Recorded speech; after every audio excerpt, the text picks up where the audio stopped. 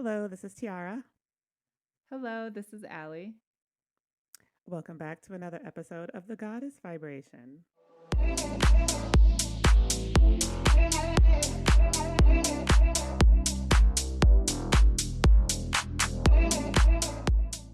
I'm so glad you guys are here. We're going to take a deep dive into an area that I think afflicts a lot of people. Actually, I would probably argue that it afflicts most people. I just think that a lot of people don't quite realize that. And I'm talking about delusion and also going to be talking about false hope because, in my experience, they seem to go hand in hand. And for myself, I didn't realize for a really long time that I struggled with false hope syndrome.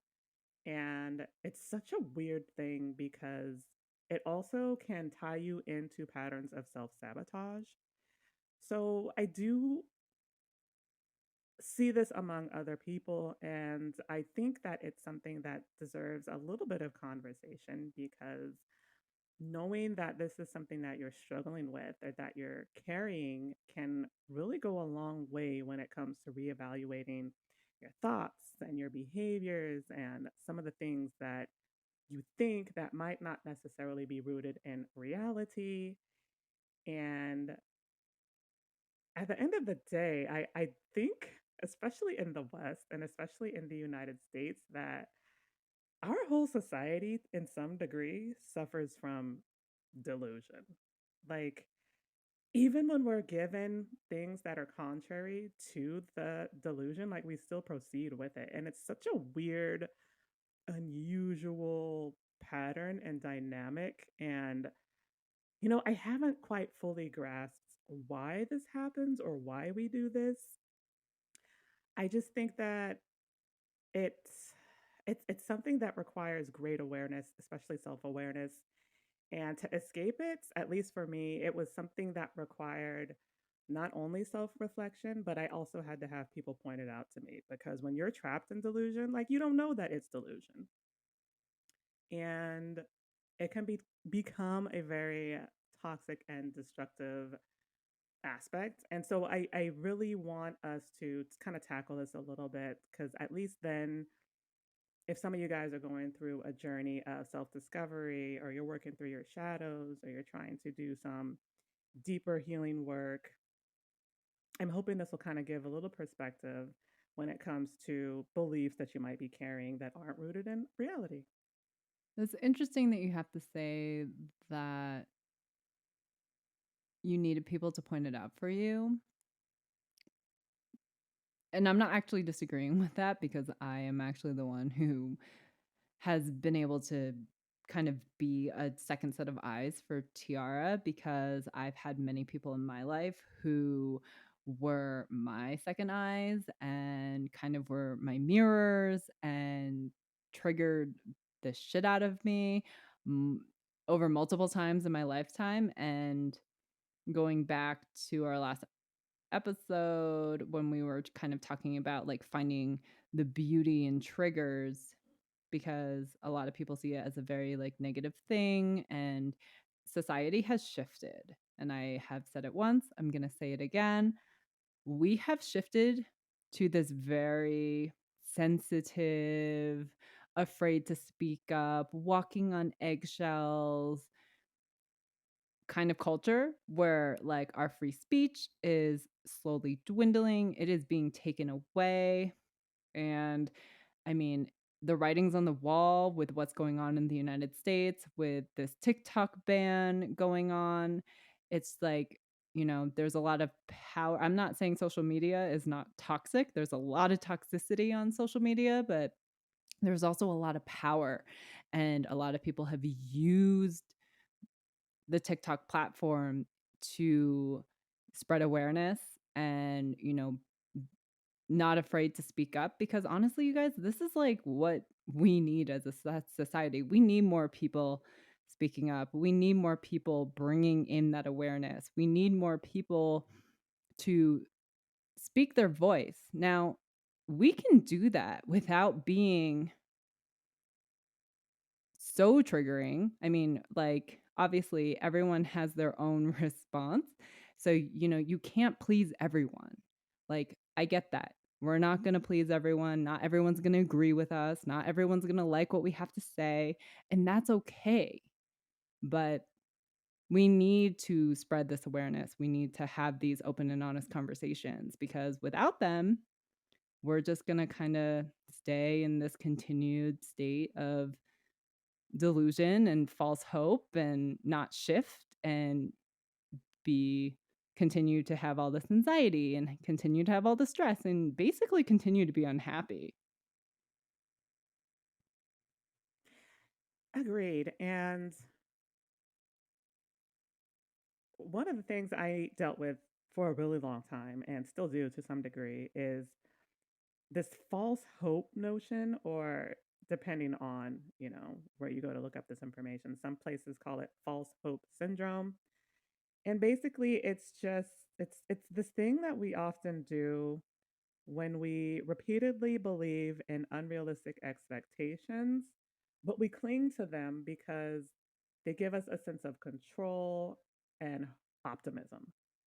And I'm convinced this is some type of trauma response because part of me wonders if we get into these type of cycles because we came up in an environment where we weren't given much hope, or maybe our hopes were dashed or they were squashed, or maybe you came up in an environment where your dreams weren't supported. And so I think after a while your mind is kind of, as a coping mechanism, develops these unrealistic expectations, but then you place them upon yourself, and you place those expectations upon yourself repeatedly over and over again, and you end up failing each and every time.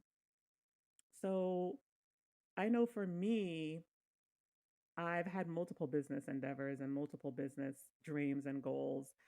And we've talked about this before in other episodes about how they've never really got off the ground. I struggled with imposter energy, imposter syndrome. That was part of the reason why. But I often had like these expectations of myself that were completely insane, right? So, like, especially when it came to social media, sometimes if I had an account and I was trying to promote, I would say to myself, I'm looking to get this many followers in this amount of time. Like, that's my goal. And it might be something crazy, like, oh, I'm hoping to get 1,000 followers in a month. If I don't get 1,000 followers in a month, you know what? This isn't worth my time. This is a failure and I'm going to end everything. Like, that was the kind of stuff that I would do to myself. And I would do it over and over and over again with like different aspects and different elements. So, if I didn't have so many clients within a specific period of time, then it wasn't worth my time and energy. And that was a waste. And why am I doing this? And this is silly and stupid. And what was I thinking? And to me, all of that was completely reasonable. Like, it made total sense. Like, yeah, I need to have some type of goals, right? Like, everyone has goals. Like, why would I not have goals for this aspiration? I need a barometer of success in some way. Like, why would I not have that? And so, what I didn't realize was that what I was expecting of myself and the expectations were completely unrealistic. And I realize this now, that I didn't really look to see what was realistic, like when it came to growing social media followership, and when it came to starting a new business, and when it came to finding clients. I didn't really think about what was realistic. I just had in my mind, this is my goal, this is my barometer. If this isn't reached, then I know that I'm wasting my time. And it was interesting because I would justify it like that, and sometimes I would justify it as well, if I didn't reach this, it means this because this isn't aligned with me and it's not for me and I shouldn't be doing this. I would use that one too. And so when you believe that, like, you kind of start to lose that sense of achievements. Like, you don't feel like you can achieve and attain the way you want to and the way you hope to. And you kind of start to become disillusioned. But it's something that I did to myself, which is what makes it so insidious. And so I really hope that some of you guys who are caught in similar cycles can take a step back and look to see, hey, is it because of the unrealistic expectations that I'm placing upon myself? Is it because of the astronomical goals that I'm placing upon myself? Is that why I'm struggling? Am I not looking at this through a clear, objective lens? Because that might just ultimately be what it is. You might need more time. You might need more support. You might need more help. So, again, that's just one example of how this false hope has affected me. It has affected me in different aspects of my life, but I do know that it particularly affected me when it came to some of my business dreams and aspirations. There's also one more example I kind of want to throw out there that I know Tiara, and I really wish Tiara would have not given up on this one. Tiara has always had like this really, like, she's always been drawn to Japan. And I know one of the things that she, when we actually first met, one of the things that she really wanted to do was to go live in Japan. And one of the best ways to do that, and it's not easy, but one of the best ways to do that is like to enter a teaching program, and then like Japan will pay for your flight, and like you get a very good salary, and like they'll like either give you an allowance or they'll pay for your living, and you get like all these other health benefits and stuff like that. And this was 15 years ago. I don't know. It's probably changed since then, but something that I know, like, this is a very well-known program. I had heard of it myself. It's called the JET program. And Yeah, Tiara was just like, you know what? I applied, and when I got denied, I just said, well, screw this, and walked away, and I never applied again. And that kind of broke my heart because, like, even to this day, Tiara still hasn't been to Japan, but yet here she is still saying, like, I got to figure out how to get to Japan. And I was just like, well, if you hadn't have given up on the jet program so easily, you might have already been there and lived there and had that experience. that's true. I completely forgot about the whole JET thing. Yeah, I applied for the JET program. Oh, yeah, you're right. It was about 15 years ago. And at that time, I was working at a bank and I was like, I want to get out of here and I want to experience something different. And I had a boyfriend who had introduced me to a little bit of Japanese culture, and he had trained one of the Japanese martial art forms, and he was big into anime, and I had gotten into a lot of that. And I was like, I wouldn't mind for my first international experience doing something like this because they pay you and they support you and they give you a place to live and you get to have this amazing exchange experience. And with that program, the whole point is to introduce their very homogenous society to other cultures. And, I see the benefit on paper. So I did apply to that. And it was a very competitive program, like exceptionally competitive. Like it wasn't unusual for people to have to apply two, three, four, 5 times before they even got to the interview stage. And so it's so funny because I knew that. But when I got the initial rejection, I took it as an indication of my worthiness and worth. And so I was like, okay, well, like clearly this isn't for me. What was I thinking by thinking I could do something like this? And then I walked away from it. But the desire and like to want to go over there and experience that rich culture, because I've always thought Japan had a very beautiful, rich culture. The desire has never gone away, honestly. So here I am 15 years later trying to see if it's something that's even still doable. But yeah, I completely forgot about that. I think what a lot of people, I think a lot of people experience the same thing that you do. It's like with the immediate rejection, or, if something doesn't pan out, or when we set expectations for things and it doesn't go as planned, people take it really, really hard. And They I don't know, do. they do. And it like I don't know if it's programming. I don't know if it's like part of the DNA, but like people are just like, well, it didn't work out. Okay, it's not meant for me. Like it's like the more we get rejected, the more we lose the sense of self. We lose a sense of hope, and it's just kind of like, well, why bother? Like it's never worked for me in the past. So it's like, why even continue to try? And people Mm. get lost in that. They do. And then you see things like letting go of dreams, you know, and aspirations, ones that are like of your heart, right? And again, they don't go anywhere. It's just we kind of tell ourselves that we're not worthy or deserving of it. Right. And unfortunately, like I just I see that this is affecting so many people right now. And also something that I've seen, I've been kind of active on Reddit the past, I don't know, day. It hasn't been very long. But I've noticed that like a lot of people are just like, why do I always find myself comparing myself to other people? Like, why do I feel like in some ways like I'm being left behind? Why am I feeling like I can't find my place in this world because it's like I just can't get my shit together. And I think these are very interesting questions. And I'm just like, I've been reflecting on some of this where I'm just like, well, is it because of programming? Is it because of ego? Is it because of fear of rejection? Is it because of expectations? I think it's a combination of them all. I do too. And, you know, I think when it comes to people who feel like they don't have anything to look forward to, I think that, I mean, obviously there's a lot going on in our society right now. Society is struggling. Depending on who you talk to, we're seeing a societal decline.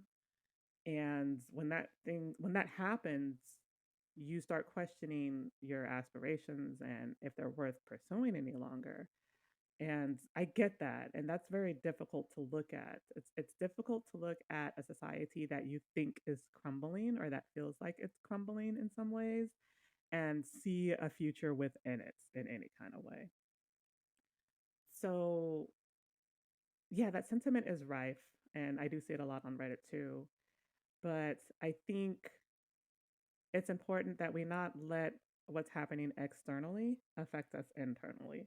And that is so, so hard to do. I know it's so, so, so hard. But what should you be focusing on? Should you be focusing on what's going on externally? Or should you be focusing on, hey, how can I get to a place of balance and contentment so that what's happening externally doesn't affect me so much internally? So I think that we need to kind of change the discourse a little bit and stop basing our decisions and how we're feeling and our lives and our expectations on what we see happening externally. Because I can tell you that it's a much more peaceful existence when you can step back from all of that and go inward and find your peace there, if that makes sense. It makes sense. And I think that's fantastic advice. But I want to go back to like this whole delusion and false hope aspect of really how we apply it to everything in life. Like we apply it to setting goals and having expectations. We apply it to going after something that we want, or like I feel like it's actually being applied to everything, but the problem is that when it doesn't work out or it doesn't work out the way that we had hoped, it's kind of like what do we do after? After it doesn't work out, it's like, what do we do in that moment? And I feel like a lot of people just kind of give up and give in, and they're just kind of like, well, I tried it, it didn't work out. Well, they walk away and they'll never revisit it. They'll never, you know, try again. And for the life of me, I'm just like, just because it didn't work out the first time doesn't mean that you have to give up on it. And I don't understand why more people don't understand that, or maybe you do understand that, but why so many people just walk away. Well, I mean, again, you have to understand or at least get to a place where you feel like you're worth it at all, right? So I think, in my opinion, one of the reasons why people do often give up on their dreams and aspirations is because within them someplace, they don't feel like they deserve it anyway. So when they try and they see that it fails or it doesn't work out, that's validation for the negative belief they were already carrying. And so it ends up being a very negative cycle, unfortunately. And for me, I've carried a lot of delusion around control and perfectionism. And I know that this is common because I see Reddit threads about this all the time, about how we try to wield control over every aspect of our life and plan every single detail. I mean, like everything in your life must be meticulously jotted down and every factor controlled, and you need a plan A, but you also need a plan B and a C and a D in case plan A doesn't work out. And I exist like that, and did that for a very, very long time because that control gave me a sense of like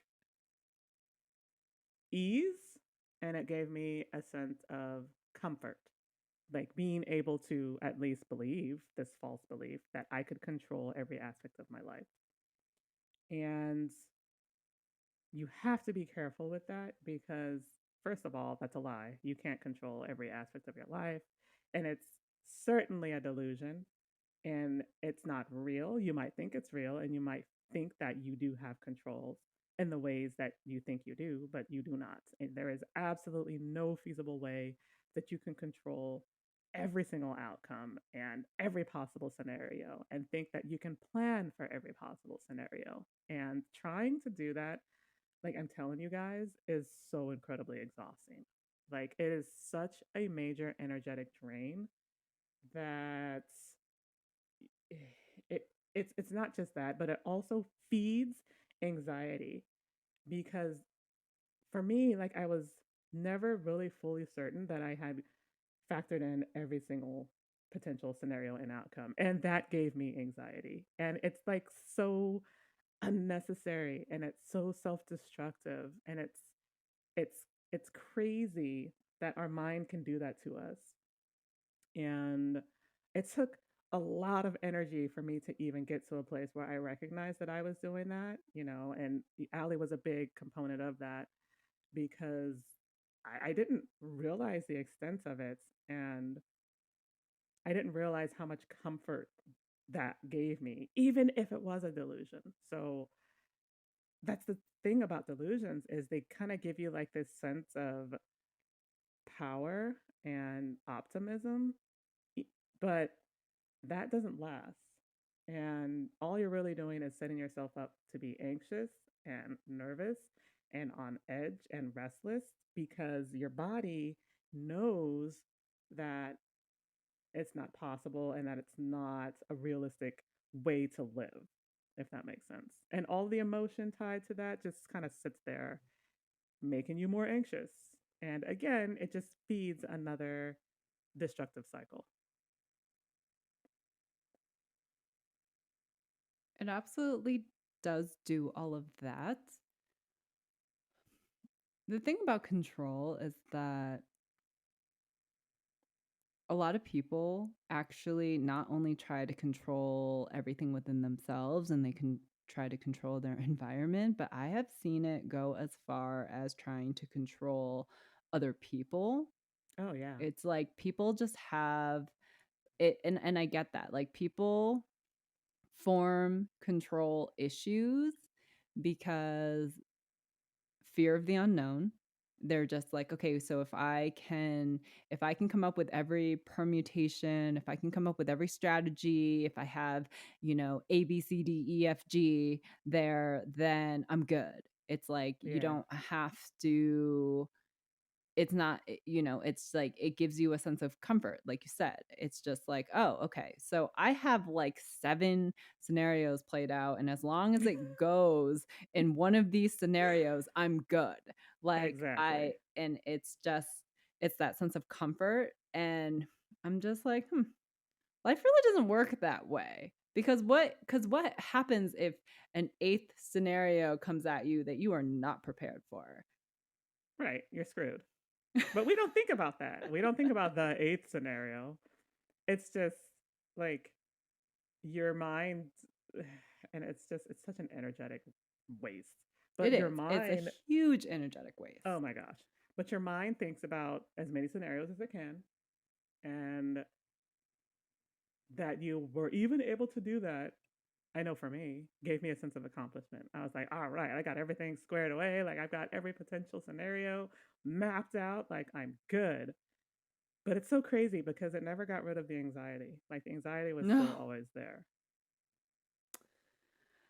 So I actually had a lot of control issues. I mean, for me, it was obviously based on trauma. And I know that a lot of my control issues were based solely on trauma and a lot of the things that I had experienced and gone through. And it wasn't really until like my last relationship that, he was really able to showcase the amount of anxiety that I actually was carrying and the amount of control that I truly had. And I wasn't so much about like controlling him. It was more like I just needed to control myself and I needed to like protect myself because like my circumstances when I was younger, I did not feel safe. I did not feel protected. And that's really when the control started to form because it's like if you don't feel safe in your environment, if you don't feel safe in your everyday life, that's when that's when you build this sense of this is when your ego takes over and you're just like, okay, so the only way that I know how to survive this is control as much as I am able to, meaning controlling my emotions, controlling my environment, controlling how I act, controlling, playing out scenarios. Okay, like if this happens at school tomorrow, then what are you going to do? What's your escape plan? If this happens in everyday life, it's like, what am I going to do? What's my escape plan to make yourself feel comfortable? But Tiara's right. We do carry a ton of anxiety that comes with that because it's like, I always knew it didn't matter how many permutations and scenarios I had played out in my mind. A part of me always knew, and I'm pretty sure this is where the anxiety comes from, is, well, what if I miss something? Then what? Exactly. And that is really unsettling. So, like, there was this game that my ex boyfriend and I used to play where it's like, he was just like, okay, so tell me something that you actually think that you're in control of. And then I'm going to explain to you how you have absolutely no control over that. Now, it was a game that I really did not enjoy at first, but then I actually ended up loving it because it gave me the perspective that I really needed to realize that control is it's just an illusion, just like fear is just an illusion. And it was really through this little game that we used to play where I was just like, oh, okay. And I realized that like my anxiety started to go down. I also realized that like I started to see more clearly. My anxiety started to go down and I was able to release and surrender that sense of control because I finally was able to like reprogram and like tell my own system, my neuron system, that like, you know what? You actually don't have control because control is just an illusion and anything can happen. And the best way to live life is to surrender that control and learn how to go with the flow and learn how to accept and deal with scenarios as they come up because all these all this time and energy that you are spending like worrying about certain things happening may never freaking happen. And like being able to release that and being able to just find inner peace, best thing that has ever happened to me. I'm sorry. Can you tell me more about this game? Like, is it a board game or it's just like a thing Yeah, that you and him did that it was was just just a like, oh, thing him and I did. oh, okay. I was just like, wait, which game is this? Is this, can I find this at Toys R Us or wherever you go, Amazon? No, it's actually no, it was just something that I think it's actually something that him and his dad used to do, I think. Oh, that's interesting. And yeah, he was just it was something that he and I used to do, and it was honestly the best thing ever for me. That's incredible. Yeah. And Allie's absolutely right that it's when you can surrender, it lifts a weight off of you. Now, I haven't fully gotten there and I still have fears I'm working through, but I hope I can get there someday. And, we were talking about control, but another one that has affected me quite heavily is perfectionism, which is also a delusion because there's no such thing as perfect. But I realized that as a kid, that the notion of perfection was something that was reinforced in me time and time again. And it was when I was in middle school. I was at a private middle school and I was on a basketball team. So, I mean, it was just like we were sixth, seventh, eighth grade. So our team was actually really, really good. Now, I was a very tall, lanky kid, and I didn't really care for sports, but I always got the, oh my gosh, you're so tall. You should play basketball or volleyball. For whatever reason, it always ended up being basketball most of the time when people said this to me. So I was like, all right, whatever. Let me just try this crap. So I tried it and I hated it, right? I hated it. But it gave me something to do. I was already really shy and awkward, so it was a good way for me to try to overcome some of that. I made friends and I was like, all right, I guess I'll stick to this.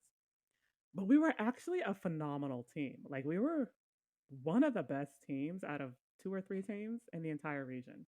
Like we were spectacularly good. And it is because we had a coach who expected perfection from us. And he would even say to us, we don't quit training. You don't quit doing lines and running and exercising until we reach perfection because that's all I expect from you is to be perfect. And I was like, oh shit, there must be something to this. So I didn't realize how much I internalized that. But yeah, I remember that we would play these games sometimes where the team was better. Like it happens because again, we're not perfect. But there were teams out there that were better than us. And there were teams that had like girls that were 6 feet. And I think the tallest person on our team was like 5'11, 5'10, 5'11. We had one girl who was like, she was tall, but she was also really big. And so like, she could muscle around some of these bigger girls. But I remember playing teams in middle school where the girls were over 6 feet. And I was like, oh, we're fucked. Like, there's no way. And the same teams would kick our ass. There were two teams and they would always kick our ass. And he would get so angry. Our coach would get angry. He would get disappointed in us. And I just remember thinking, oh my gosh, we're not good enough. Like, we're so good, but we're not good enough. And I internalized a lot of that. And that's why I ended up carrying some of these perfectionist traits. And I expected perfection from myself in just about every aspect of life. Professionally, I didn't really have hobbies, but if I did have any, I would expect perfection in that. And it was just this kind of thing where it was like, I'm never good enough. I need to keep finding ways to be better, to get better. I need to read more books. I need to get more coaching. I need to get more training. I need to figure out how to get to full blown perfectionism. And it was always like this unattainable thing that I should continue to strive for and do that like regardless of whatever it takes. Which of course ended up being very destructive and it created a lot of delusions around myself and made it even harder for me to see my flaws because now you have to pierce through that delusion of perfectionism. So I was just reflecting on that and like how my that experience from middle school played such a pivotal role in my thinking around perfectionism. Sports can do that too. I didn't realize that. I didn't realize that it could to that extent, honestly. But I could definitely see that doing something like that to many other people, especially if you had a coach that was like that and like pushed you to the limit. Like, I mean, our coach pushed us to the limit and we were fantastic because of it. So in my mind, I was like, well, this pays off, right? Like we're being pushed to the point of vomiting, but it's working. And we're like one of the best teams in the region. Like you can't argue that, right? And I didn't argue that. And we didn't argue that. We were like, yeah, thank you, coach. Please drive us further so that we can be more perfect. Yeah, sports is definitely, like there's a lot of benefits, but there's definitely some cons, especially like when you get up into those higher levels or like when you're trying to be a championship team and like, it's very grueling actually. And, I was a gymnast when I was a kid, and I'm just telling you, like, you are actually scored on how perfect you can be. And I would say that for me, like a lot of my perfectionism, it probably did come from sports. I haven't reflected so much on that, but I could definitely see that as a possibility. But I know for me, like a lot of my perfectionism came from the fact that I wrapped my self worth in perfectionism. Like for me, it was like, well, if I thrive to be the best at something, or if I can dominate in something, then, like for me, it was like, you're going to be respected. And I think that was my trauma around perfection, was the fact that like I didn't feel safe when I was younger and I didn't really feel respected as like a respected person. So I was just like, well, if I work really hard and if I become great at something or if I become number one at something, then I tied a lot of my self worth into, the affirmations and the praise and being respected and finally being noticed. Yeah, and I did a lot of that too, and I think it came from similar things. Like I think it came from wanting to be more respected because, again, I was a very awkward, lanky kid in middle school and I was bullied. I wasn't respected, but I wanted that respect. And I think that that's another reason why I internalized so heavily was because, like, hey, if I can get really good at this or anything, will I get that respect that I'm so wanting and craving that I haven't received elsewhere? And yeah, perfectionism was also for me, same thing. It was a really big, important part of my worth. And I tied my worth into that delusion of perfection. And I think that that's actually quite common. I think that especially the high achievers. Like if you're a high achiever, you're a type A and you're just a huge go-getter, like I think a lot of those individuals carry some aspect of perfectionism need or carry at least at some level that need to be perfect. And I mean, when I say it drove like everything, it was like even with work in the professional setting, like my work needed to be spotless. Like I'm double checking everything and I'm running it through, spell check filters, or I'm, giving it multiple glances before it gets submitted, before it gets sent. And if there's one criticism, then that means that it's an indication of my low worth. Like it was such a very unhealthy thing to carry. And anything that challenges it will send you spiraling. And for me, I mentally spiraled often and I ruminated a lot. And so if anything would trigger anything that challenged my worth, that's what would happen to me. And so again, it just ended up being another very insidious cycle. Oh, and it absolutely is. And, that's another thing that I have worked very hard on reprogramming. And, I would say that I have just been very fortunate with the people who I've met who have really contributed a lot to my journey and my healing process. Um, you know, Oftentimes, like Tiara and I will state that, the healing journey, it is unique to everyone. And like no two scenarios are going to be exactly the same because we are unique individuals. We're complex individuals who have our own processes and our own perceptions and our own way of dealing with things. But there are commonalities among us. Like, even though Tiara and I have both been bullied, you know, we internalize those differently and it shows differently, just as an example to show or to state or showcase. the fact that even though like we were both bullied, it's like it even though there's similarities among us, we still put our own perceptions and our own processes to kind of what happened in our childhood. And that goes for everyone. And I think what a lot of people don't understand is that like even though there are commonalities, every person's journey is going to be unique to them regardless of the commonalities. But what's great is that if you're open and willing, like you will meet people along this journey who are those mirrors, who will trigger you, who are actually there to like help assist you in your journey. And it takes a lot of mental fortitude to be able to recognize that, like despite, you know, someone putting up that mirror and making you look at yourself.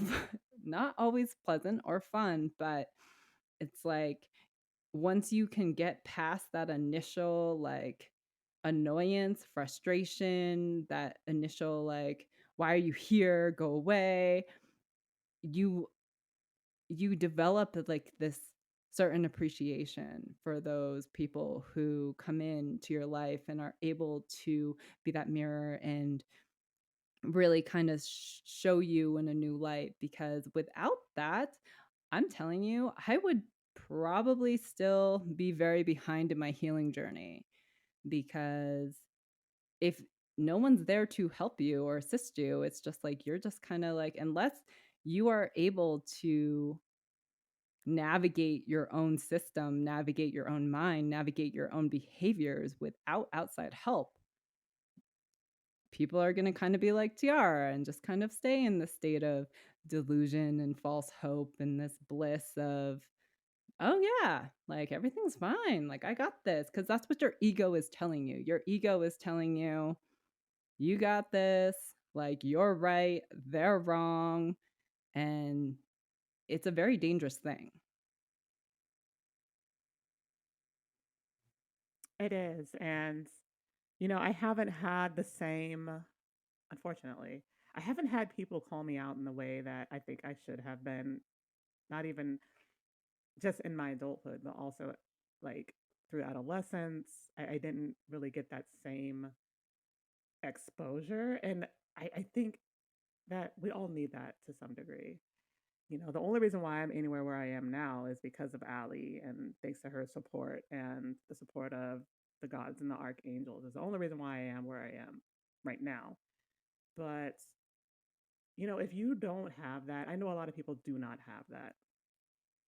If you don't have that, then it's going to require like some type of desire to want to improve. And I would say that if you're working with like a therapist or a counselor and they're a good therapist or counselor, that's a good avenue to at least explore some of these things. Now, that's not to say that the counselor might even know that or pick up on that. And I know a lot of people can't afford that, but there are other things that you can do. Like there are books. I read a lot of books when I was getting started on my journey, and I was just starting to get to the ones that were talking about changing like the brain, like neuroplasticity, and being able to change your thinking patterns and your behaviors. And those are so, so, so valuable. Like the books that talk about retraining the brain or retraining the mind are very powerful and very helpful. So if you're feeling like you're curious about whether you might be stuck in some type of false hope syndrome or delusion or patterns, look at some of these books that can help you to not only just see the pattern, but change the thinking, change the behavior, retrain the brain, and create more healthy connections because that will at least point you in a direction. I haven't read as many self help books, so I really can't speak on this. But I definitely know a lot of people who read them and swear by them. I definitely think that there's like good advice. I mean, obviously, there has to be good advice in them or people wouldn't be praising them the way that they do. But Tiara's right. If you don't have a lot of money, books is a great avenue to start, but it's not going to replace like that physical connection, the person that, like a person that can really like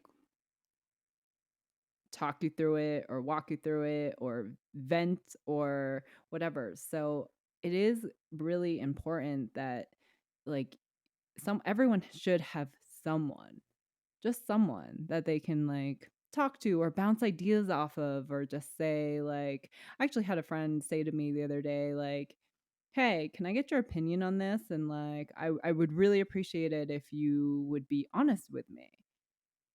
And so I gave them my honest opinion and they were just like, "You know what? Like, thank you." Like we all fall off on the healing journey sometimes, and sometimes we just need a new perspective, or sometimes we just need someone to highlight something maybe that we have missed. And, they were very appreciative of that. So it's like, don't be afraid to ask.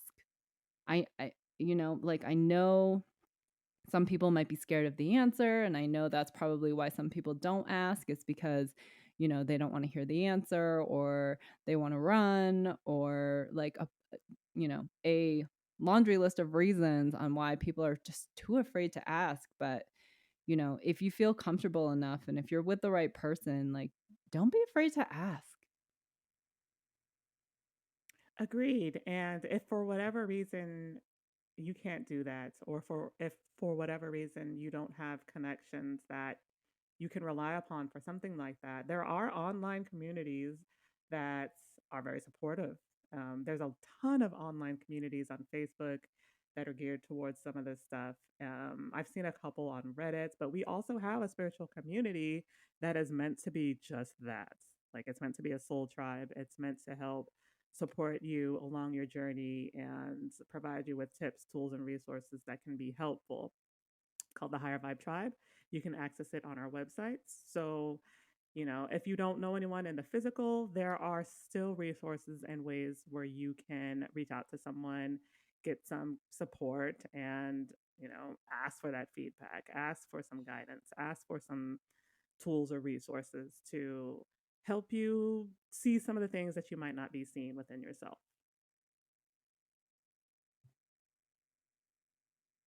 Yes, Tiara, thank you so much for plugging the community. I was actually going to get there. But I mean, this is actually why we have decided to do the community, because like we recognize that there is a need for it. It's just obviously spreading the word and, help have people find us, because with marketing and algorithms and our little niche market that we have, I mean, it's just difficult. It's an uphill battle, especially because the Matrix really doesn't like spirituality for obvious reasons. um but yeah, I mean, you'll get access to like Tiara and I, and this is why we keep doing this podcast, because it's really an opportunity for you guys to get to know us and what we have to offer.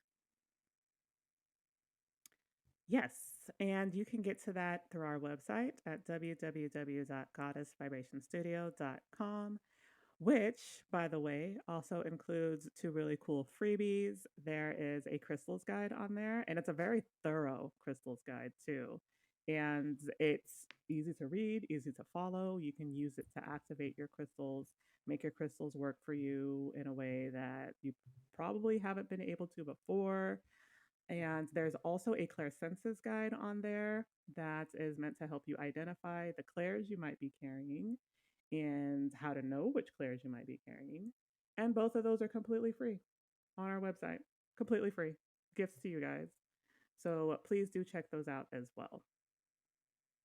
And we're also working on third gift. We're working out on we're just working out some logistics on our third freebie. But I think this one's really cool, and I think you guys will find it interesting, especially if you're into tarot. Yes. So, our YouTube channel, you should be able to get to it through our websites. We're going to be posting some new content on our YouTube. That's going to be really fun and really helpful too. So, please do follow us on YouTube as well. Again, you can get to that through our website. Oh, speaking of YouTube, there's actually one more thing that I also want to bring up. In our recent episode with EFT tapping with Sarah Illig, she's an EFT practitioner. We actually did a bonus clip with Sarah that is up on our YouTube. It's about a 13-minute mini session. Sessions with Sarah go 90 minutes, but this was just kind of giving people a taste of what EFT tapping is. And what we tapped on was making an empowering choice. So I encourage all of our listeners to visit our YouTube, check out the tapping clip, tap along with us, fill in the blanks, and let us know if you guys feel any sensations or any, like, you know, tightness or tingles or anything going on in the body. Like, sound off below in the comments because we would love your feedback. Yeah, I felt some weird sensations in my throat and it like caught me off guard. But it let me know that, hey, maybe there's some more chakra work I need to do there. Absolutely.